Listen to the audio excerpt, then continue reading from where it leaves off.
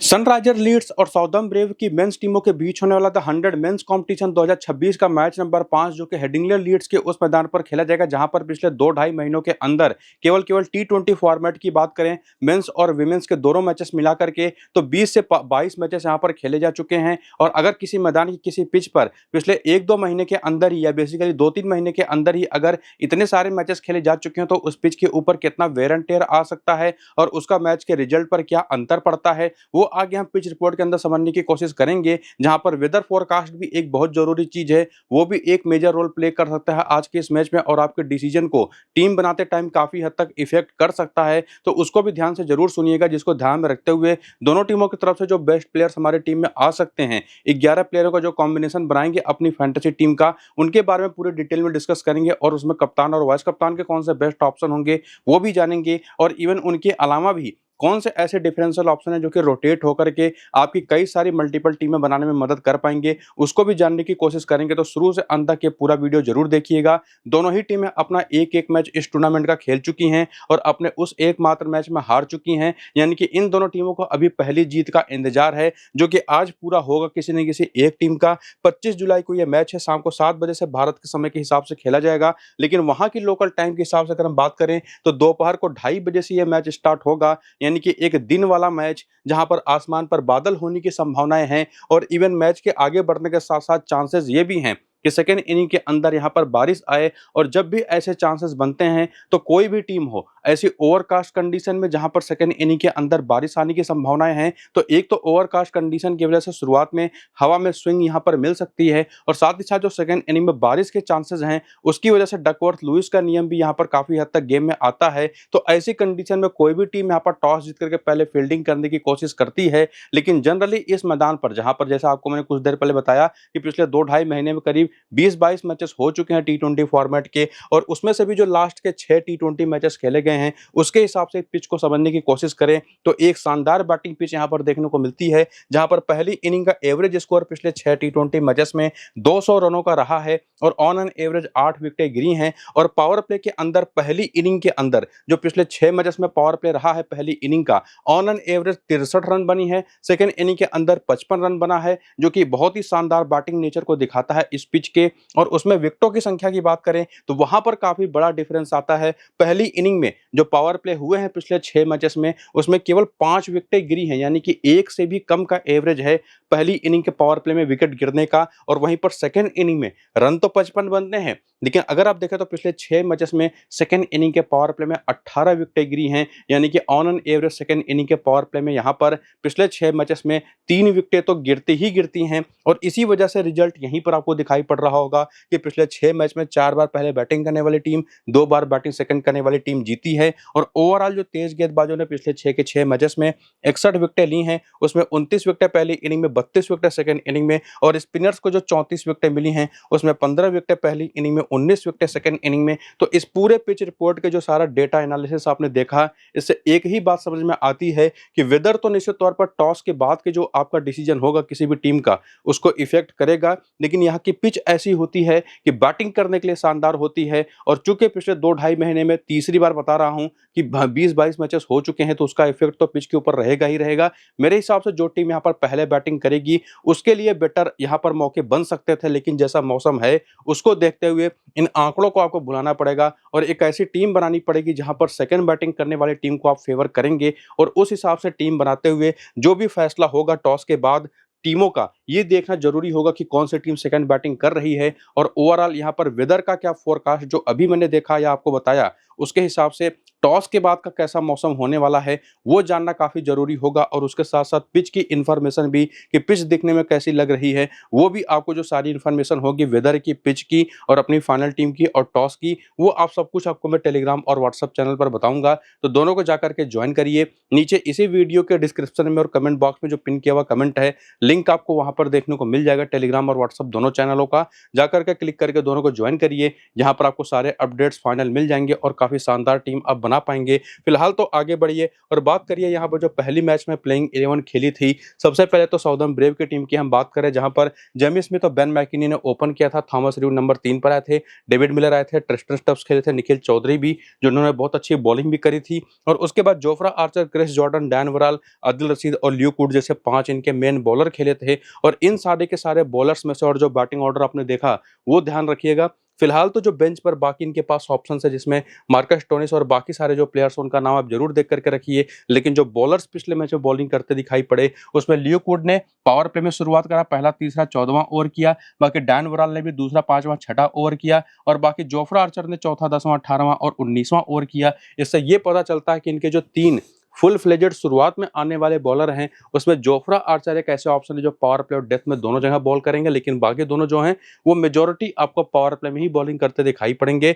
और डेथ में आपको साथ निभाते दिखाई पड़ेंगे क्रिस जॉर्डन, जो 1 आध ओवर, 2 ओवर तो मिडिल में कर देंगे, बाकी के आकर के ओवर्स अपने डेथ में करेंगे। और बाकी दोनों जो स्पिनर्स हैं, आदिल रशीद, जो अभी रिसेंट टाइम में बहुत अच्छे फॉर्म में दिखाई पड़े भी नहीं थे, इन्होंने भी पिछले मैच में 1 ओवर डेथ का किया। और निखिल चौधरी ने तो 2 ओवर डेथ में किए, 11वां, 15वां और 16वां, और उसका इनको फायदा भी मिला, 2 विकेट भी लेकर के गए। तो निखिल चौधरी जो कि बैटिंग भी शानदार करके देंगे, क्रिस जॉर्डन, जोफ्रा आर्चर, ये 3 मोस्ट इंपॉर्टेंट बॉलर हैं इस टीम के, जो कि आपकी टीम में होने ही चाहिए। जिसमें आदिल रशीद, डैन वोराल और ल्यूक वुड में से मेरे हिसाब से ल्यूक वुड ज्यादा बेटर पिक होंगे एक चौथे बॉलिंग ऑप्शन के तौर पर, जो जिनके चांसेस होते हैं कि डेथ ओवर के अराउंड आकर के बॉलिंग करें, जो कि 14वां ओवर इन्होंने पिछले मैच में किया था। तो 4 कौन से बेस्ट बॉलिंग ऑप्शन है ये तो आपने समझ लिया। लेकिन पहली इनिंग की बॉलिंग है तो डैन वोराल का भी रोल अच्छा हो सकता है। बाकी करियर के आंकड़े अगर आपको देखने हो इन सारे के सारे साउदर्न ब्रेव्स के प्लेयर के, तो वीडियो को रोकिए और यहाँ पर इन सभी का एक्सपीरियंस देख लीजिए शॉर्टर फॉर्मेट में क्या रहा है। इसको मैं तो पढ़ के सुनाने की जरूरत है नहीं, सब कुछ आपके सामने लिखा हुआ है। लेकिन जो बताने की जरूरत है वो ये कि पहले मैच में कैसी परफॉर्मेंस रही, ओवरऑल फॉर्म किसका कैसा चल रहा है, वो देखने के लिए आप यहाँ पर रिसेंट फॉर्म के पेज पर आ चुके हैं। वो देखने के लिए हम यहाँ पर रिसेंट फॉर्म देखेंगे, जहां पर सबसे पहले तो जेमी स्मिथ की बात करें, जिन्होंने ओपन किया, पिछले मैच में 3 रन बनाए, जबकि 4 रन की पारी बेन मैकिनी ने खेली। और वहीं पर थॉमस र्यू ने एक अच्छी पारी 41 रन की खेली, जबकि डेविड मिलर ने 44 रन बनाए। और वहीं पर 4 रन की पारी यहाँ पर ट्रिस्टन स्टब्स ने पिछले मैच में खेली। और निखिल चौधरी ने अपने ऑलराउंडर की भूमिका पूरी तरह से निभाई, 19 रन भी बनाए, 2 विकेट भी लिया। और बाकी इनके जो सारे के सारे बॉलर्स हैं, किसी को विकेट तो नहीं मिला, केवल 1 विकेट निकालते वहां पर डैन वोराल दिखाई पड़े थे। और ये निश्चित तौर पर पहली इनिंग के बॉलिंग के लिए इंपॉर्टेंट होंगे, चूंकि पावर प्ले के स्पेशलिस्ट बॉलर हैं। तो इस तरह से इस टीम के अंदर जो परफॉर्मर्स की केवल अगर हम बात कर लें तो Thomas Rew, David Miller, Nikhil Chaudhary और डैन वोराल कुछ हद तक ये 4 ही प्लेयर हैं जिन लोगों ने पिछले मैच में परफॉर्म किया। और यही एक रीजन भी था कि इनकी टीम पिछला मैच हार गई। लेकिन जैसा आपको मैं अभी पीछे प्लेयर्स की यूटिलिटी, बॉलर्स की किए गए बॉलिंग की वजह से समझा चुका हूं, बैटर्स का तो जो बैटिंग ऑर्डर है वो आप यहां पर देख ही चुके हैं, जिसमें से निश्चित तौर पर एक जेमी स्मिथ का भी नाम है जिनके ऊपर मैं भरोसा यहां पर करना चाहूंगा। लेकिन थॉमस र्यू और डेविड मिलर में से तब आपको किसी को ड्रॉप करना पड़ेगा। तो मैं यहां पर निश्चित तौर पर अपना एक डिसीजन लूंगा कि थॉमस र्यू की जहां पर मैं जेमी स्मिथ को प्रेफर करूंगा। अगर आप चाहें तो इसका उल्टा भी कर सकते हैं, आप थॉमस र्यू के ही साथ जा सकते हैं। साथ ही साथ वहीं पर डेविड मिलर ये तो 100% टीम में हमारे रहेंगे। निखिल चौधरी को भी लेकर के कोई डाउट है नहीं। लेकिन यहीं पर जैसा अभी हमने पीछे काफी सारी चीजें देखी और समझी, जोफ्रा आर्चर और साथ ही साथ यहाँ पर क्रिस जॉर्डन, भले पिछले मैच में दोनों नहीं चले, लेकिन दोनों की यूटिलिटी इतनी बेहतर है कि इनको हम ड्रॉप नहीं कर सकते। आज के इस मैच में भी भले ही वहां पर हमको डैन वोराल को ड्रॉप करना पड़ जाए, तो ये निश्चित तौर पर कुछ 5 ऐसे ऑप्शन है जो डबल टिक वाले प्लेयर्स आपको मैंने बताए वो 100% आपकी टीम में होने चाहिए, जिसमें डैन वोराल और साथ ही साथ थॉमस र्यू भी 2 डिफरेंशियल ऑप्शंस हैं जिनको आप रोटेट कर सकते हैं या किसी मेन प्लेयर के जहां पर अपनी टीम में लेके जा सकते हैं। लेकिन साथ ही साथ एक और अगर आपको छठा प्लेयर ट्राई करना है तो वो ऑप्शन हो सकते हैं ट्रिस्टन स्टब्स, जिनको अपनी टीम में आप लेकर के जा सकते हैं। जहां पर अगर आप ना तो जेमी स्मिथ पर भरोसा कर पा रहे, ना तो थॉमस र्यू पर भरोसा कर पा रहे, तो वहां पर एक सबसे बेस्ट ऑप्शन आपके लिए ट्रिस्टन स्टब्स का ही होगा, क्योंकि आप मान करके चल रहे हैं कि टॉप ऑर्डर इस टीम का नहीं चलेगा,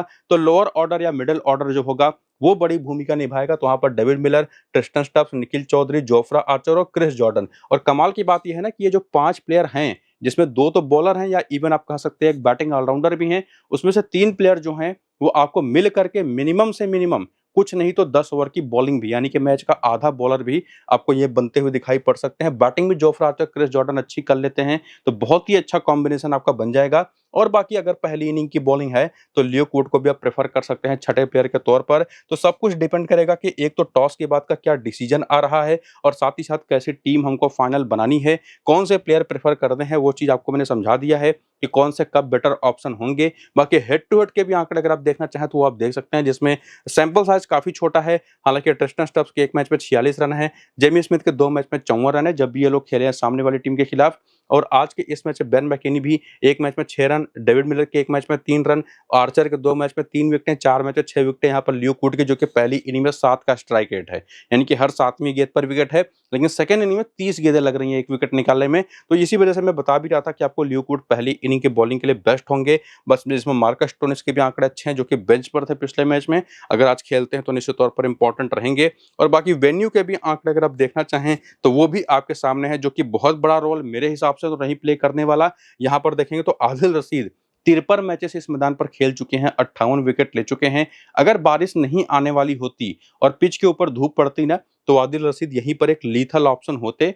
चाहे तो आप इनको ट्राई कर सकते हैं, लेकिन मैं उतना प्रेफर करूंगा नहीं। और बाकी प्लेयर बैटल की बात करें तो एक तो इंग्लिश प्लेयर्स हैं तो इनको स्पिन के खिलाफ दिक्कत होगी ही होगी, specifically left arm Orthodox bowling पर, जो कि यहाँ पर आपको सारों आंकड़ों में दिखाई पड़ेगा।